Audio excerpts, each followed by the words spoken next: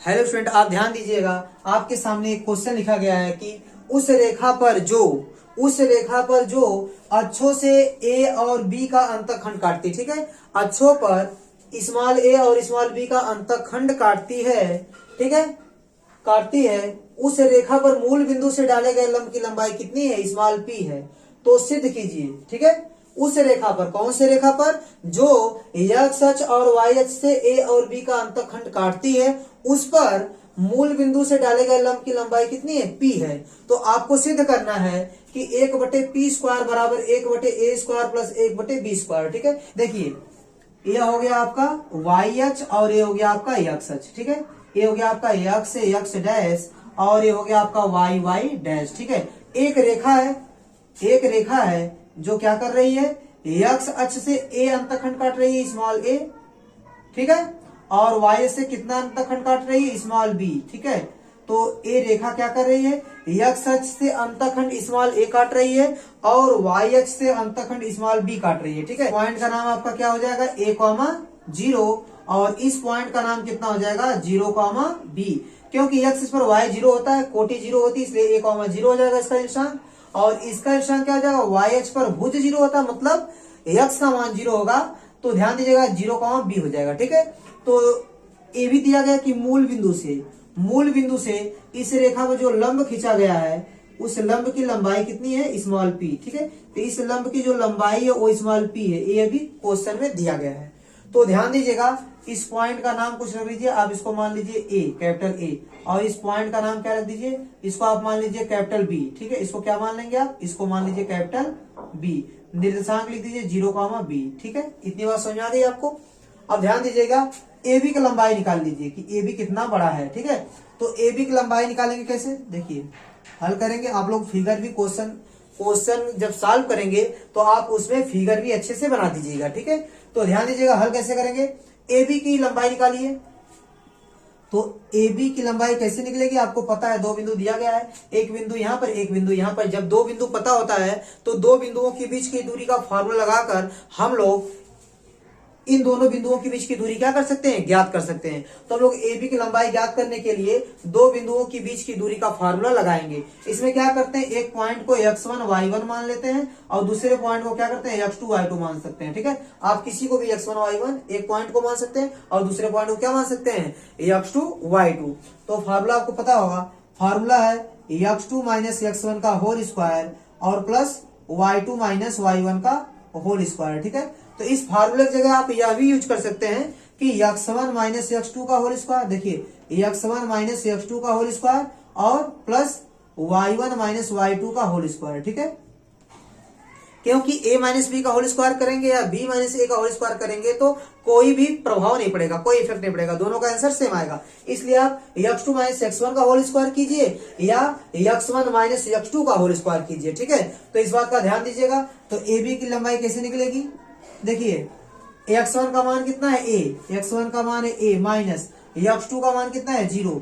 a minus 0 का whole square plus y1 का मान है आपका 0 और माइनस y2 का मान कितना है? b, इसका होल स्क्वायर। तो ab का मान कितना आएगा? करड़ी में यहाँ आएगा आपका a स्क्वायर और प्लस कितना आ जाएगा? माइनस b का स्क्वायर करेंगे तो b स्क्वायर आ जाएगा, ठीक है। तो ध्यान दीजिएगा, अब क्या करेंगे?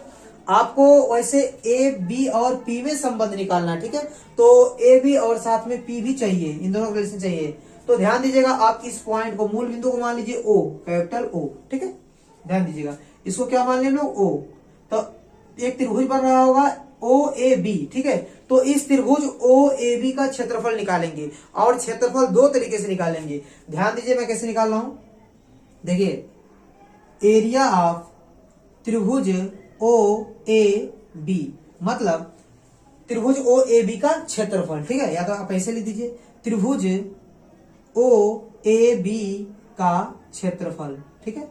इसका क्षेत्रफल कैसे निकलेगा? देखिए, अगर आप ध्यान से देखें इस त्रिभुज में, तो यह रेखा इस रेखा क्या है? लंब है। तो आप 1/2 गुणे आधार मतलब क्या? आधार की लंबाई कितनी है? a और गुणे ऊंचाई 1/2 गुणे आधार गुणे संगत ऊंचाई कौन है? b। तो इतना लिख दीजिए। तो क्षेत्रफल आपको क्या मिल गया? 1/2 a इंटू बी मतलब ए बी। ये हो गया आपका समीकरण नंबर 1। इसको समीकरण 1 मान लीजिए। और इसी त्रिभुज का क्षेत्रफल एक तरीके से और निकाला जा सकता है। देखिए कैसे, त्रिभुज ओ ए बी का क्षेत्रफल, देखिए इसका क्षेत्रफल निकालने का एक तरीका और है। आप इसको आधार मान लीजिए ए बी को, तो ए बी को आधार मानेंगे तो लंब हो जाएगा क्या आपका, इसको मान लीजिए आप एम मान लीजिए बिंदु ओएम। ओएम क्या हो गया आपका लंब, आधार ए बी मान लीजिए, ओएम को लंब मान लीजिए, तो इससे भी आपका क्षेत्रफल निकल जाएगा। ठीक है, तो 1/2 आधार कौन है, आधार आपका है ए बी, और गुणे संगत ऊंचाई कौन है ओएम। ओएम ओएम का मान क्या है, ओएम मतलब पी।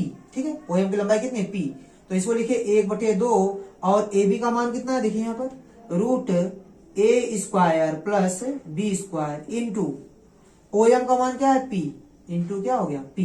ठीक है, तो एक मिनट, ए वाई डैश आपका हो गया। इसको आप मान लीजिए समीकरण नंबर 2।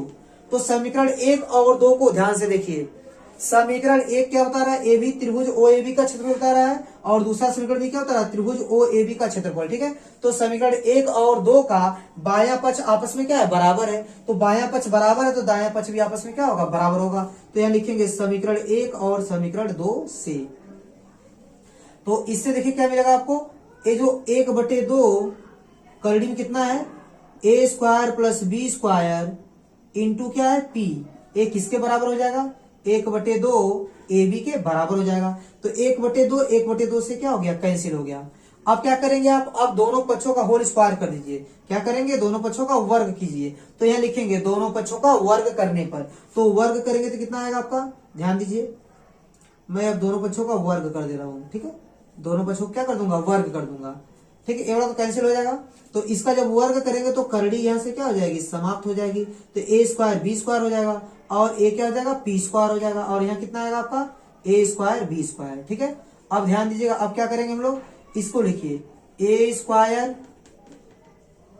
देखिए a² प्लस b²। ठीक है, और बराबर यहाँ कितना है, a² b² है। ठीक है, तो a² b² को आप बटे में डाल सकते हैं। इसके कितना हो जाएगा, a² b² इक्वल टू कितना आएगा, तो a जब यहाँ बटे में आ गया तो यहाँ क्या बचा है, 1।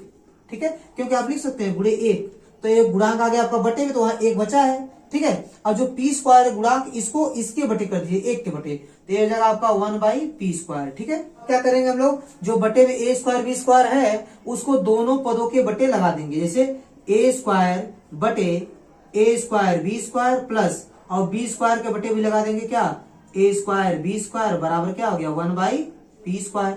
अब देखिए a² कैंसिल हो गया, b² भी क्या हो गया, कैंसिल हो गया, तो यहाँ क्या बच गया, 1/b², और यहाँ कितना बचेगा, 1/a²। आप इसको पहले लिख दीजिए, तो 1/a² लिख लीजिए प्लस 1/ क्या हो गया, b² हो गया, बराबर 1/ क्या हो गया, p²। देखिए यह आपका सिद्ध हो गया। देखिए a को सिद्ध करना था। ठीक है, थोड़ा इसको ऐसे लिख दीजिएगा, 1/p² लिख के 1/p² बराबर इसको लिख दीजिएगा। ठीक है, तो ध्यान दीजिए, जो हमको सिद्ध करना था वह सिद्ध हो गया। तो देखिए ये क्वेश्चन बहुत ही आसान था। ठीक है, तो अगर आप एक बार अच्छे से लगा के जाएंगे तो ये क्वेश्चन आपका आराम से लग जाएगा। ठीक है, तो ध्यान दीजिएगा, इस प्रकार के जितने भी क्वेश्चन है, ठीक है, जो आपको क्वेश्चन कठिन लगता है या लगाने में कोई प्रॉब्लम आती हो या उसका मेथड कठिन लगता है, तो उस क्वेश्चन को आप लोग कमेंट में जरूर लिखिए।